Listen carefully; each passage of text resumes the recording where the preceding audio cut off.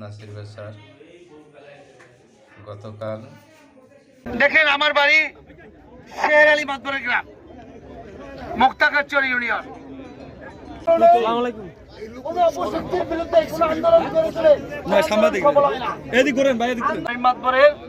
ফেসবুকের স্ট্যাটাসে আমরা শুনতে পাই আজ শুক্রবার বিকালে একটি মানববন্ধন। আমার বাড়িও ভেঙে গিয়েছে। আমাদের সুলতানবাজার মুরব্বীরা রয়েছেন, আমরা উপস্থিত হয়েছি। হঠাৎ আমার সাথে আমি 95-এ কুন্ডেচর কালুবাবাড়ির উচ্চ বিদ্যালয়ের 6ষ্ঠ শ্রেণীর ছাত্র ছিলাম। 2001-এ